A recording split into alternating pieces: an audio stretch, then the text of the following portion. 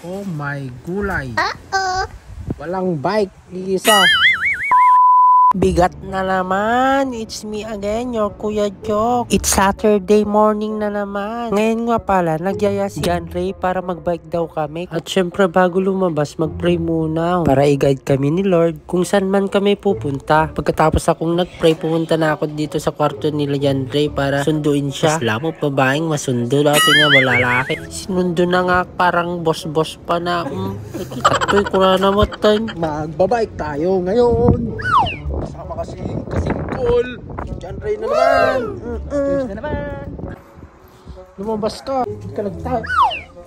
As usual, pag lalabas kami kasi, magtatap kami ng ID, pero siya hindi nagtap. Nagtangkang kami to ulo na lahat yung laklakayan. Nagpagaminti kalendar yun, sugarudan. Basta nagtangkang to ulo na. At yan na nga, pupunta lang kami doon sa 7-Eleven kasi nandun nga yung, pero I can feel it eh. Napapaganda ako na walang bike eh. Kasi tanghali na at madaming nag-day off ngayon. Kaya madaming nag-bike. Oh my gulay.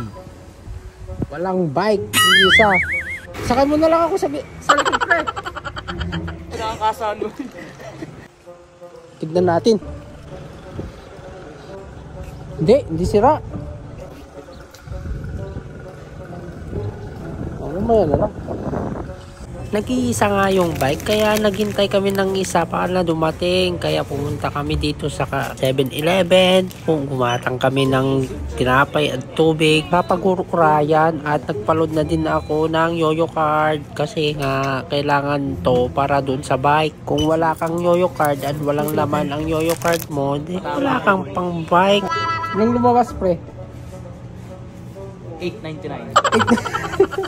Dito pala sa 7-Eleven, iba na yung security guard. Aso na. Ipapalwarik pero ayaw niyang lumabas. Gusto niya Chinese daw yung pagsabi ko. Social ka man nga aso. Mapan kay di Pilipinas takita pulutanan da kayo. 2,000 years later. Wala na, ang tagal. Ano kami makakagalan yan? Kinuha nyo lahat ng mga bike dito. Isa lang natira. Wala naman, dalawa kami dun sa isang bike. Ano? Next time na lang.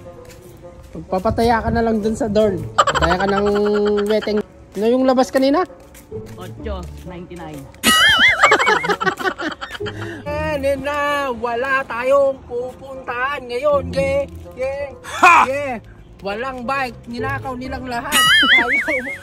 Isa lang yung bike. Automatic na ako kung ano yun. Oh. Parang pang jogging na eh. Bike na.